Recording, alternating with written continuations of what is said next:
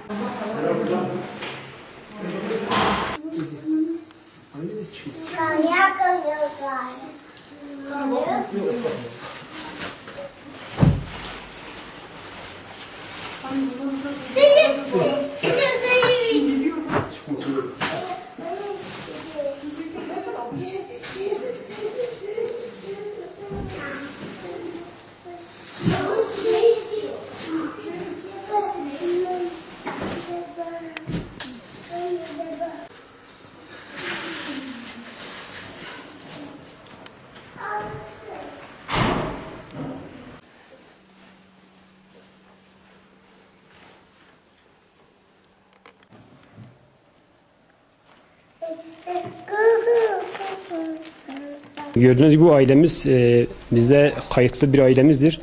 Rahmetli Gıda Bankası olarak daha önce tespit etmiştik bir yıl zarfında.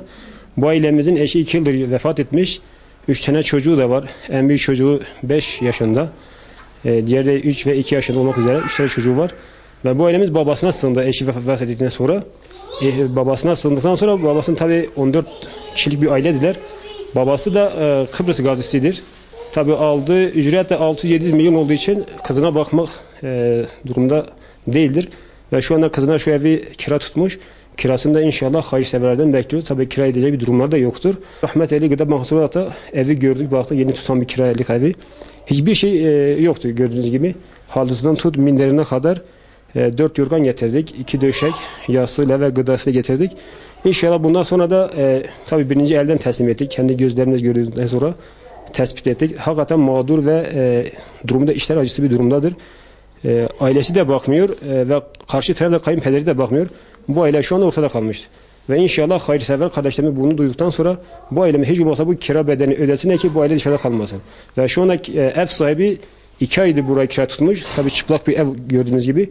Şu anda kirasını istiyor. Gelecek ay kirası ödemediği takdirde bu ailemizi dışarı atma ihtimali olabilir. Hayırseverlik kardeşlerimize çağrımız bu aile bir el uzatsınlar. Çamaşır makinesi yok, buzdolabı yok, yemek pişirecek böyle bir tüpü yok. İçinde yemek pişirecek bir tabağı da yoktur. Karşı bile evde düşünemiyorsunuz. Bardağı biz getirdik. Bardağı dahi evinde bulunmayan bir ailemizdir. Ve inşallah bu hayırsever kardeşlerimiz kendi durumlarına göz önüne alsınlar. Nasıl kendi evlerinde rahat yatabiliyorlarsa bu ailemde olmasa bir nebze rahat yatabilsin.